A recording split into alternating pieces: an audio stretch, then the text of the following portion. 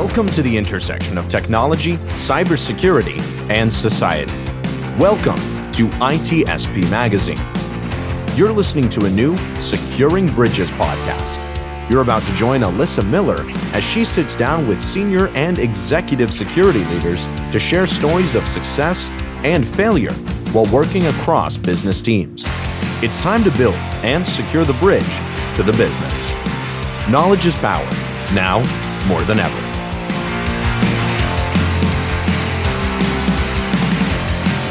Hey, Securing Bridges fans! Look, we're back once again! Episode 22 of Securing Bridges. See, I'm starting to keep track of the numbers now. That's amazing. Oh my God, 22 episodes already. Wow. That's kind of, I'm sorry, I'm having a moment here. I can't believe it's been that many.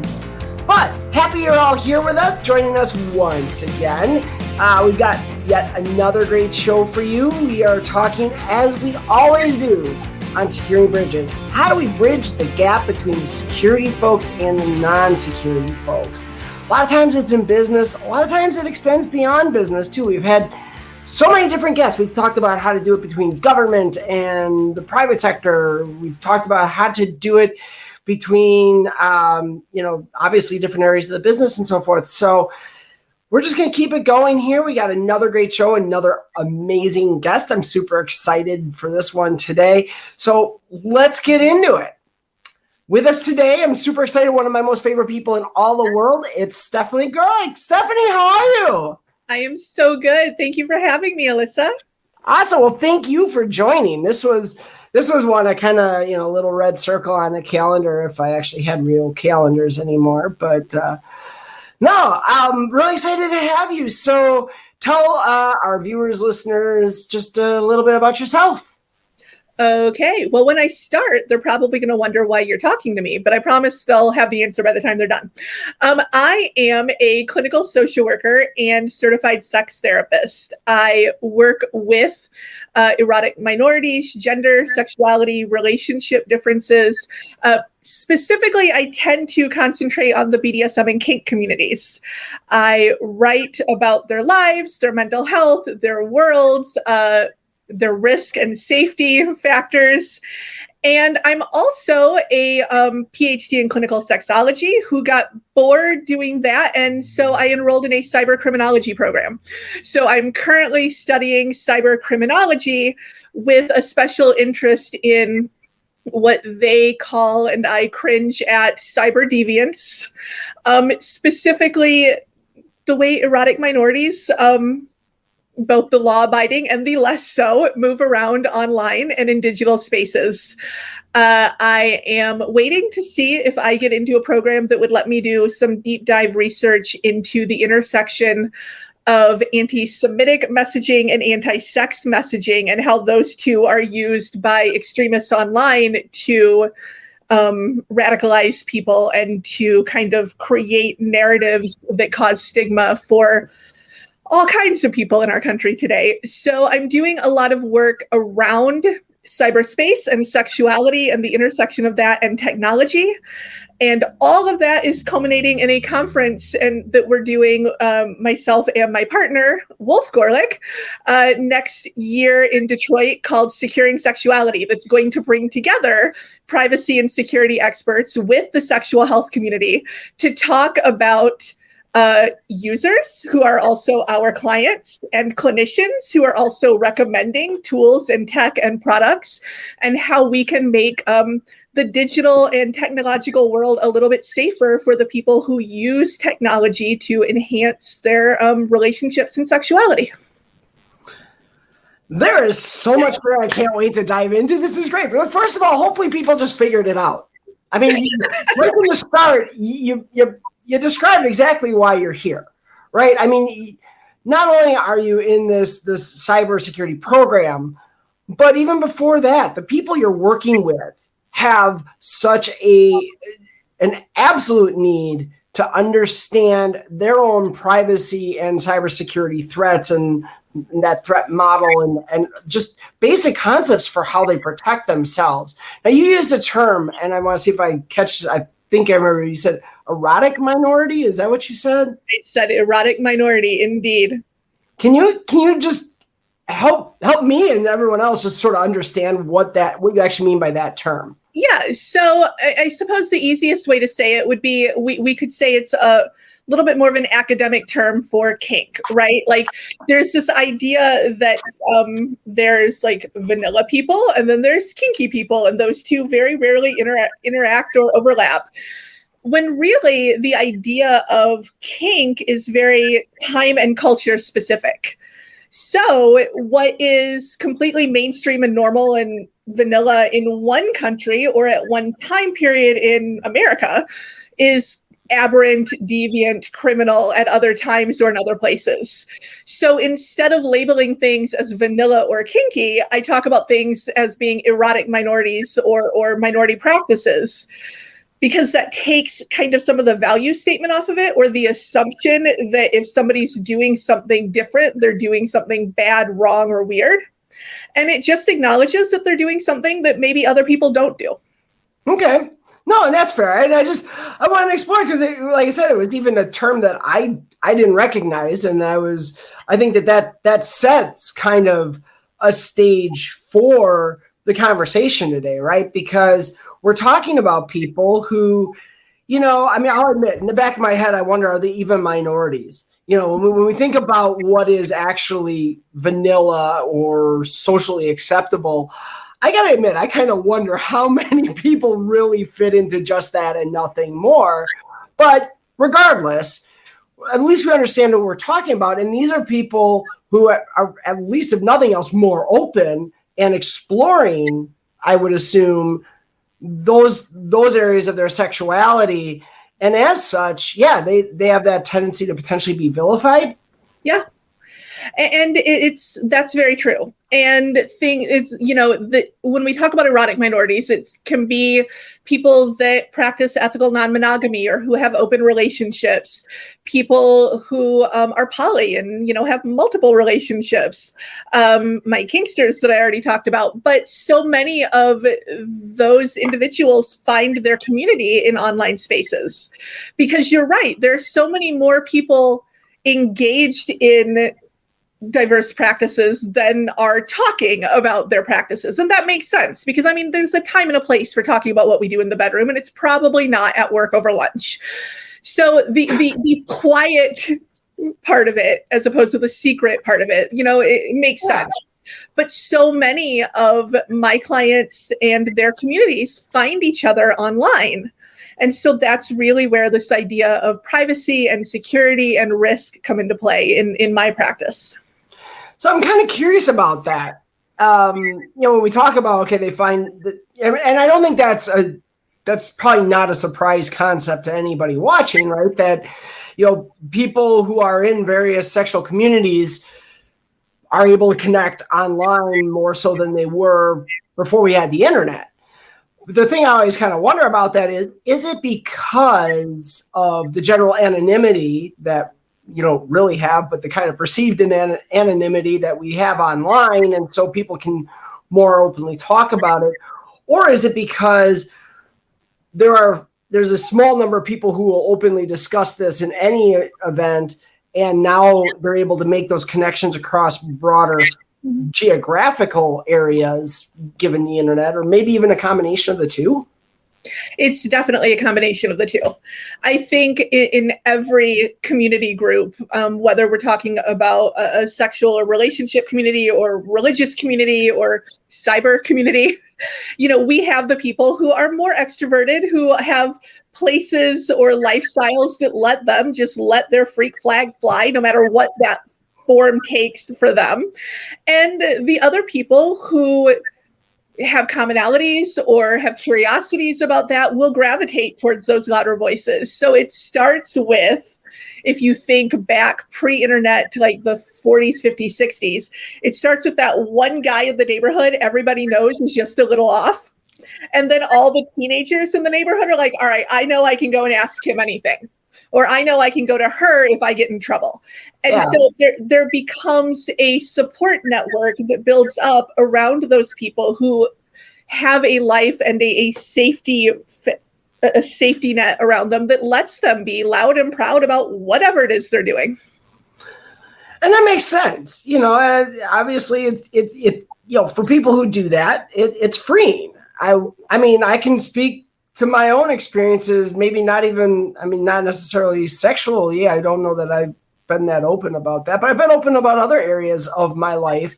And it is freeing because it kind of takes, what I found is when there's not secrecy about it, it takes away a tool that the haters would use against you. Right. Yeah. And that's why like people talk about my OPSEC all the time. And, the amount of information somebody can find out about me. In fact, it just happened this week. There was a picture I posted that had some information and it was going to give people information about me. I'm like, you can spend 2 minutes on Google and find that same information. Right. So, as we think about it, then where does that line kind of fall between, all right, I share a lot of this because I'm that open person, and wait, that's too much, and that's stuff I'm not going to share or shouldn't be shared, and I need to be protecting. So with my clients, and this is true no matter who they are or why they're seeing me, we talk a lot about the difference between secrecy and privacy. That, with secrecy, there tends to be kind of this implicit assumption that I'm keeping a secret because I'm embarrassed, or I'm keeping a secret because I'm ashamed, or I'm keeping a secret because it's somehow wrong. As opposed to private just means, no, it's mine and it's not yours. And it's not a value statement on how I feel about this information. It's just this information is mine and I can choose who and when and how to share that. This comes up a lot with the couples that I work with who are parenting. We talk about with their children, sex ed, divorce conversations, relationship things. How much do you tell your kids about your life? And the notion of allowing yourself to be private, allowing yourself to have information that belongs to you is a really, really important concept. And it's a form of boundary setting that is really important in my work. So it's really more about the agency to decide how that information gets used rather than necessarily about trying to keep it hidden or keep it out of the public eye. That is kind of the difference. Yeah, absolutely. You have things that you're private about. But if that private information were to end up online, you might be angry that your privacy was violated, but you wouldn't necessarily feel ashamed about the information itself. A secret, on the other hand, if a secret gets caught out or leaked or let out, the emotional response that we have, embarrassment, fear, shame, that's going to be much different than my boundary was violated. It's going to be my sense of self was violated. And those are really different mindsets. Okay. So when we think about that then in terms of, say, some of your clients who are, in different kink communities or other things, there's going to be information there that they don't necessarily want public. Mm-hmm. And it might not even be that they're embarrassed by it themselves, but it's information that by it being public can impact their lives, right? I mean, let's be honest. Some of that information gets out, and especially if they're in a very public facing role, their employer or whomever, clients that would work with them, whatever, may take issue with that. It can cost them business. It can cost them their jobs. So that kind of, where does that sit then in that sort of secret versus privacy thing? And how do you work with your clients then to really understand managing that? Lots and lots of conversations, because everybody's individual risk framework for their lives is going to be different. And we talk about what legal protections are out there for different populations and groups. And we talk about what is the best and worst case scenario if you were outed to a boss, to your kid's principal, to your kids. And we have conversations that lets them decide what level of risk is acceptable for them. It's not dissimilar at all from the work that you and Wolf and others do when it comes to managing information about banking or businesses. Well, this is something I I give talks on threat modeling, and this is how I open it. And that is the idea that threat modeling is just, it's this fancy word for something every single human being in this world does on a daily basis. And I use some examples, but that connection between what we talk about in terms of cybersecurity and threat modeling and what we talk about just in daily lives, how do we understand our own, to use the cybersecurity term, risk tolerance, and respond appropriately to what we perceive as potential threats. There's a lot of intersectionality there. And I think that that's important because this is where, again, now the work that you're starting to do, getting into more of a cybersecurity focused program, that all has direct applicability to the people you're working with every day. Yeah, it absolutely does. And that is a part of the conversations that we have, because especially within the world of BDSM and kink, long distance relationships are so common that the availability of Bluetooth and Wi-Fi enabled sex toys are really popular because they enhance connectivity. They let you feel close to somebody when you're far apart. They're also imminently hackable. I talked to my clients about the case last year where Bluetooth enabled chastity devices, effectively cock cages, were hijacked and held ransom. And the hackers were holding people's junk for ransom. They wanted 0.75 Bitcoin to release your penis. So, when my clients are talking about sex toys and long distance relationships, those are the conversations that I'm having. And it blows their minds because nobody knows these things happen. And they absolutely do. Wow. Because, you mentioned, I didn't even realize that was, it makes perfect sense. Of course it exists, but if you can think of it, it exists, right? But yeah, the concept of, and I know this word now. I did not realize this was a real word until someone threw it at me, but teledildonics is an actual market. And it's exactly like you said. Being able to remotely control sex toys. And, it's one of those things, you would think about that, especially if that style of kink isn't your thing, as far as you're mentioning a cock cage and whatnot, that's okay. You might look at that and say, well, okay, someone can control my dildo or, whatever toy, big deal, right? Well, now you've just given a really good example of where, that might be a really, really big deal. And now it's like, okay, what do you do with that?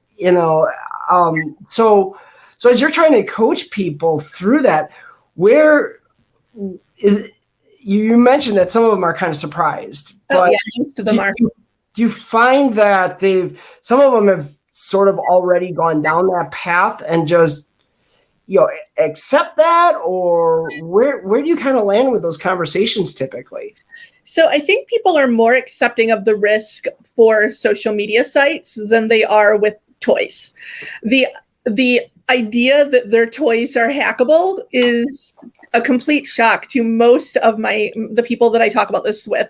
And I don't want to limit it to just clients, right? I do clinical supervision with my colleagues. I do presentations all around the country. This is surprising news even to other clinicians. But people tend to be much more trusting of social media sites, of dating websites. They assume that the people that are creating these sites that have big names that are very popular and famous within not only the mainstream world, but also, niche communities, have a certain degree of security behind them. I think that there's a naivete around the security design that goes into a new product or a new site. I actually, the idea of our conference came up because somebody reached out to me on Twitter and said, I know that you're a sex therapist. I know that you work with these populations. I'm building a new dating website specifically for kinky people. Would you share it with your clients? And I suspect most of my peers who don't have 90% of their friend circle in the hacker community would have been like, yeah, this is great. It's a new resource. We're always looking for things to help build connections. I knew enough to pause, and I actually sent the site to a friend of mine who's a pen tester. And all I said was, can you let me know if this is safe to share with my clients? And within 30 minutes of asking the request, using only things that were publicly available, open facing, he was sending me their users' Pinterest pages, their Facebook pages. It took him no effort, no time, and no access for anything. And those are the things that I end up having a lot of conversations about, because people need to assume that anything they put online, especially anything that is intimate, personal, erotic, or sexual, you need to put it online with the assumption that it is publicly available to everybody, because that's the only way you can really gauge risk. It's better to assume anybody can see it and decide if you're comfortable with that than to just send that one picture to that one person that you've been really building a close bond with, who may or may not be who they think they are. Yeah.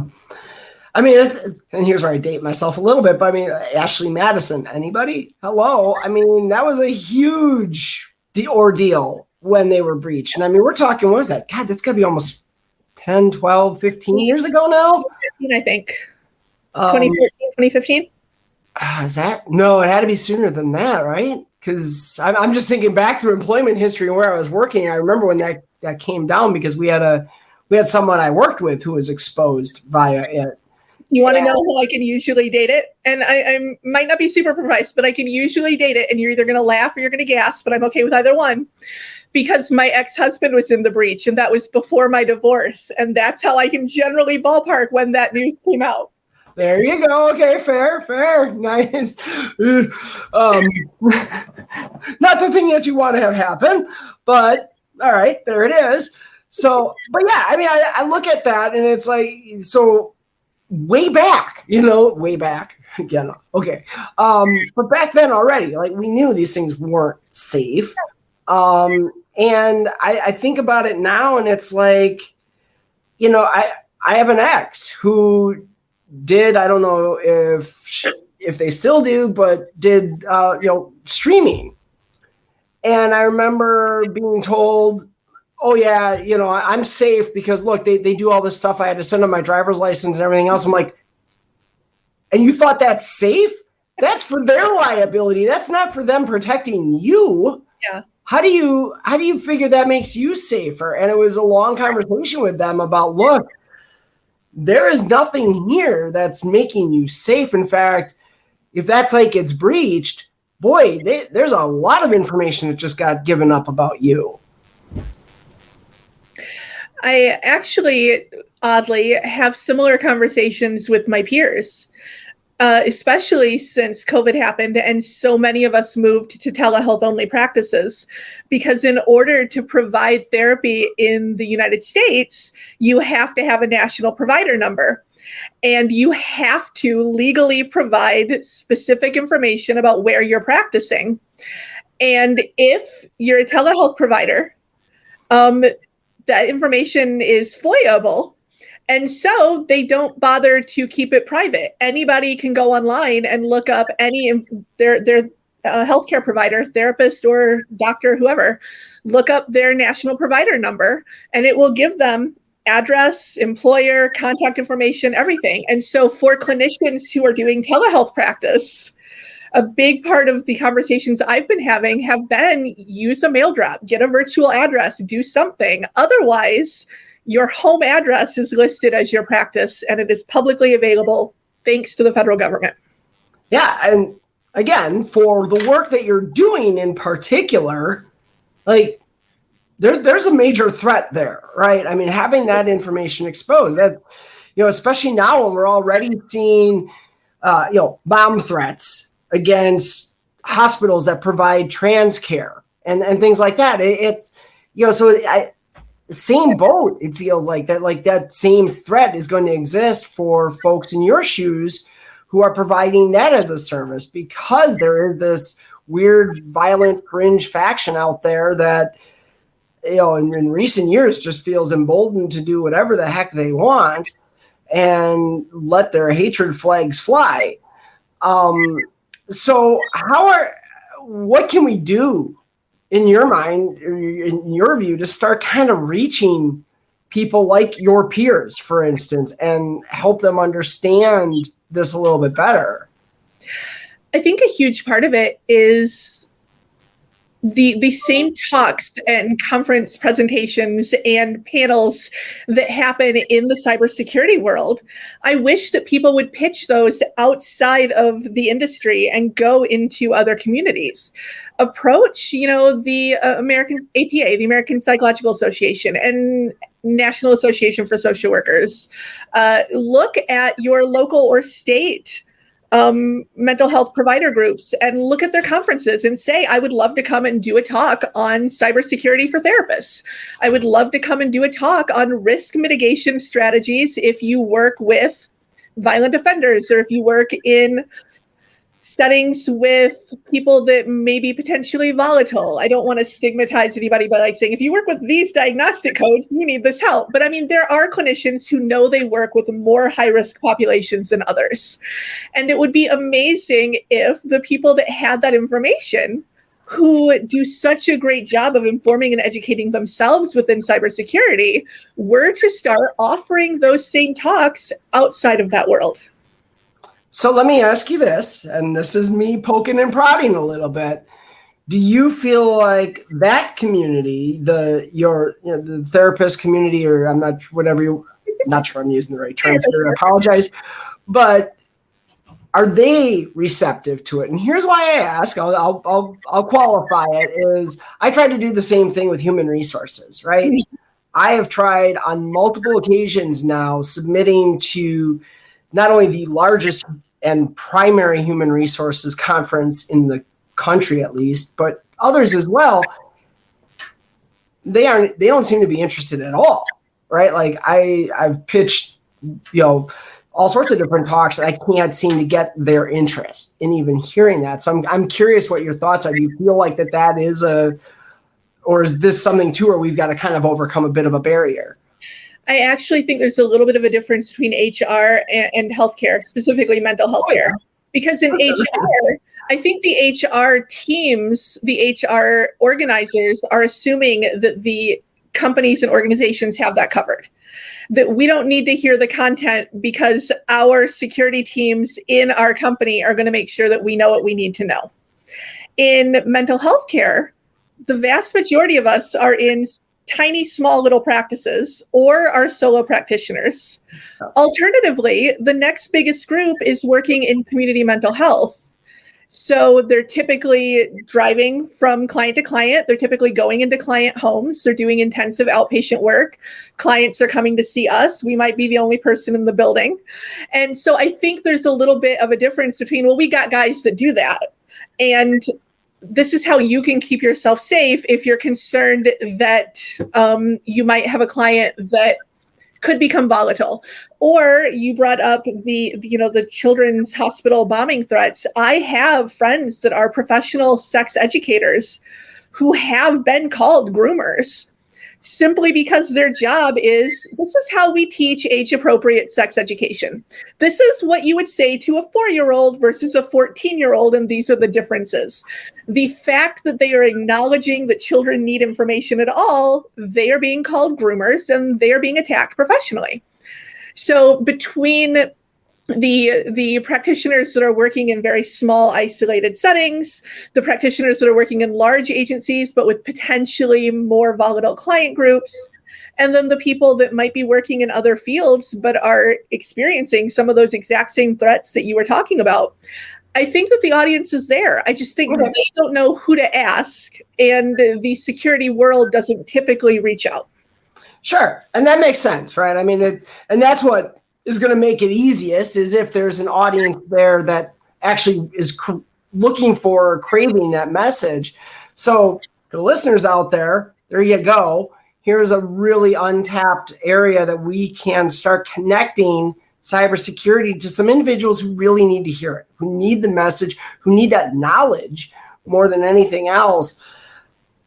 I mean, this is a place we can start turning. Now, I know, Stephanie, you've given talks at cybersecurity conferences before. Giving one next week. I'm going to be at Circle CityCon. I'm doing a brief history of cybersex, 10,000 years of sex tech in 50 minutes. It'll go fast, but it'll be fun. I think I'm attending this talk. As long as it's at the same time as mine, because I'm also speaking, and I don't think so. I looked at the schedule and I didn't see any conflict, so I think we're good. Awesome, because I need to check this out because this sounds fascinating. But so as you kind of look to now, you talked about you're in this cybersecurity program, and you mentioned some research that you're hoping to kind of dive into. Can you dig into that a little bit more and tell us, where do you see that kind of headed, or what's your goal there? So I'm going to get super nerdy for a minute, and I'll apologize, but I am so excited about this whole idea. So one of the things that we've noticed, you talked about the groomer situation, and one consistent theme in that has been a big uptick in anti-Semitic messaging. There's been a lot of Jews are human traffickers, Jews control the porn industry, Jews therefore are corrupting society. A lot of what we see with QAnon and Pizzagate, the whole idea of like draining children's blood for adrenochrome ties directly back to medieval blood libel against the Jewish community. It's really weird how obvious it is if you have that sort of lens. So what I want to do as a sexual health professional and as a sexual health academic who happens to be Jewish is I want to look specifically at the link between anti-sex messaging, which we're seeing a dramatic uptick in gender-affirming care, in sexual health and reproductive justice. There has been a tremendous backlash against the acknowledgement of human beings as sexual creatures, just in general. And taking that and looking at how those two blend, at how this anti-sex backlash is being framed through this lens of anti-Semitism, and how that's being used to radicalize people today in order to promote bomb threats, to encourage violence, to change voting patterns, to really shift our culture in some very strange and scary ways. I was looking at the patterns in how witch trials have occurred over time, the cultural and social factors that will spur a witch trial. And a lot of what happened in Europe in the Middle Ages, in Africa in the 90s, in China during the Cultural Revolution, we're seeing happen here now. And the main themes tend to be anti-sex, anti-Jew. And so I want to really dig in and do some research around that. I need to get the funding to do it. That's what I'm kind of crossing my fingers and waiting for. If not, it might just turn into a passion project I do in between clients. Sure. No, and you mentioned that, and it all makes a lot of sense in so much as like there's a lot of patterns of that through the course of history.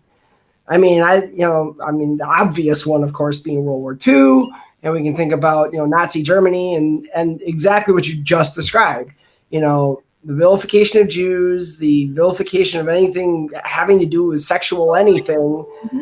And it's the same targets. Yeah. And this is, I think, something that I love that you're talking about digging into this and formalizing a lot of it, because what happens right now is a lot of these people who are kind of close to, but maybe not yet on that radicalized edge, seem to, say that people are overreacting when they compare that right-wing radicalized edge to the Nazis in Germany. And yet it's the exact same victims that they're targeting all over again. As you said, Jewish community, the trans community, the gay and lesbian community, et cetera, et cetera, et cetera, et cetera, et cetera. It's the exact same groups. So clearly there's something more there. Yeah. I like to reassure or comfort people that we can look at patterns without necessarily putting labels on it. I think that if I tell somebody, you really seem to be embracing a lot of sort of neo-Nazi propaganda, they'll push back. So I'm not a Nazi. How dare you say that? I don't want to hear you. You're calling me names. But if we say, if we look at this pattern of behavior, we can see where it ends up. Magnus Hirschfeld was a scientist and a researcher in Germany at the turn of the century. And his institute, he was one of the first people to create the discipline of sexology. And he actually studied gender. He studied the science of gender and transgender people, LGBT people. He himself was gay. And one of the first things that the Nazis did was literally destroy his institute and burn his works. When we see the famous pictures of the book burnings, all of Hirschfeld's research and writings was a huge part of that. Some of those happened right outside of his institute. And the motto of Hirschfeld's institute was justice through science. And I love that so much. And I think that that needs to be really centered for so many people today, because it's not about who the individual person is. It doesn't matter if they're an erotic minority, a gender minority, a mainstream white hetero dude. It doesn't matter. What matters is, are we using science in the pursuit of justice?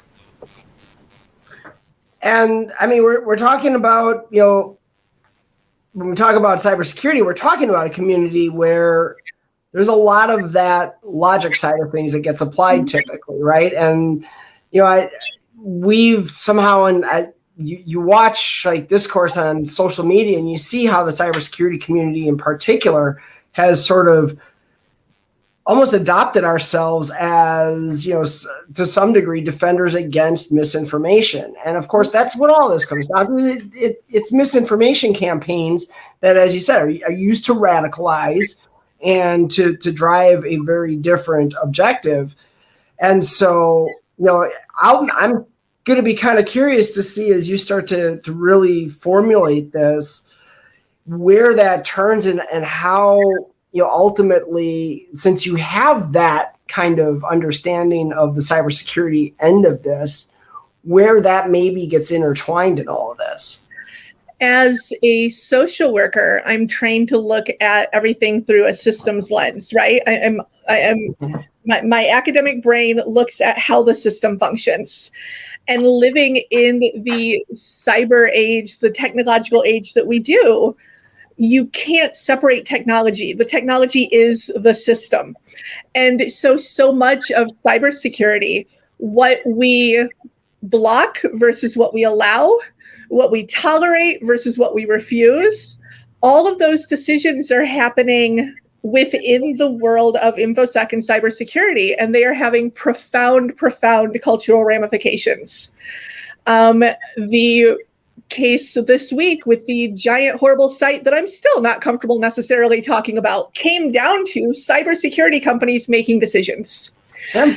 And so it really speaks to the impact that individual data defenders, individual hackers who like to do some of that more gray hat, like poke around in places we shouldn't be work, people who are programming AIs and making decisions around what becomes our definition of normal. All of that impacts the society that we're building. And for myself, as somebody who works with people who very rarely get lumped into that normal category for any number of reasons, religious, ethnicity, erotic preferences, you know, the information is the system. And what we choose to do with that really determines the kind of world that we build for the people that I work with every day. And this goes back to something, it's like a common pet peeve, I guess, for lack of a better term. But the people who complain that, you know, why are you're in cybersecurity, why are you talking about politics? What you just covered is why the two are completely inseparable. Yeah. And more so than even politics, it's society. And we're all a part of society. And wanting a society where people don't have to feel, you know, at risk to their physical, their financial, their employment, you know, well-being because of just who they authentically are, I think is something that can be appreciated universally, but also needs to be a focus of cybersecurity. Yeah. The cybersecurity world, particularly those working with allowances, working with who's allowed in, who's not, what's considered, what is spec'd out as being acceptable versus concerning, you know, how are we going to filter things? All of those choices happen in boardrooms, in SOCs, far away from like the place where I practice therapy. But all of those choices impact my clients every day. And they either keep them safer or they put them more at risk. And they either bring them in or they push them out. And all of these individual things create a system that either advances justice through science or perpetuates radicalization and hatred and violence and stigma. And I, for one, prefer justice. Yeah.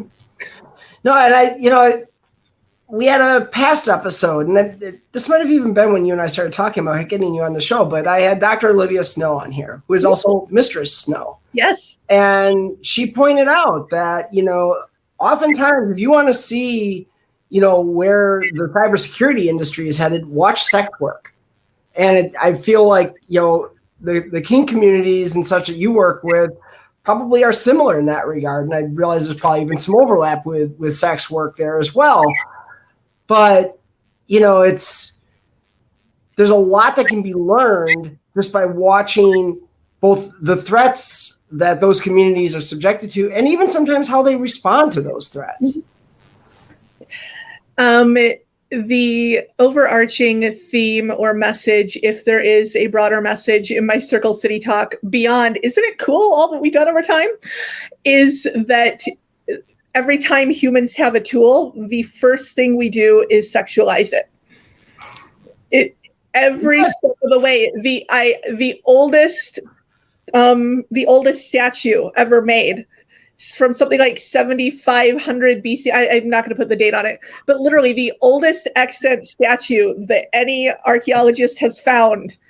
They're like, maybe this is a deity, maybe this is a fertility thing. And then 45 miles away, they found a partner that they go together. And no, it's two figures having sex.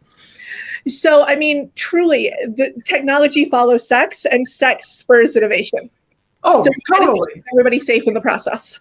Totally. Everybody wants to know why VHS won out over Betamax. Yeah. Sex is your answer. 100%. How did DVD become so successful? Sex. And it's, how did the internet explode? Sex. It just happens. It's the way of things. And so let's deny that we're sexual humans, right? We are wired for connection. We, at our most basic primal level, we are people that need people. And we will always use whatever tools and resources we have available to either bring people together or to shove people apart. But we are always looking for our people. And I think that cybersecurity should make that easier and safer to do. I love it. And on that note, I'm looking at the time and we got to wrap up. But this has been wonderful. I love this conversation. For the folks out there listening, I hope you enjoyed it as well. These are the kinds of perspectives we need in cybersecurity, in my opinion. We need to think our implications in the overall world. It's not just about securing businesses. It's not just about securing governments or things like that. It's everyday life that we have the ability to impact. And Stephanie, I can't thank you enough for coming on and sharing some of that perspective with us. Thank you so much for having me. And if we have made anybody curious about this, they should check out our conference next year, Securing Sexuality, here in Detroit. Awesome. Well, I will have to check this out. So, all right. Well, unfortunately, that is all the time we have. Thank you, everybody that tuned in today. For those of you listening to the recording or on the podcast, please be sure to keep tuning in. We're so happy to have you checking out the show. Always wonderful guests week after week. This one will be available on podcast. If you're watching the video or the recording, a few days we'll have it up. Podcast will be available for you so you can check that out. Be sure to subscribe. We're on all the major platforms. You'll get the notice for every new episode that we put out there. And until next time, please stay safe, folks. Love you all. Take care. And we'll see you next time on Securing Bridges with yet another amazing guest. Take care. We hope you enjoyed this episode of Securing Bridges podcast with Alyssa Miller.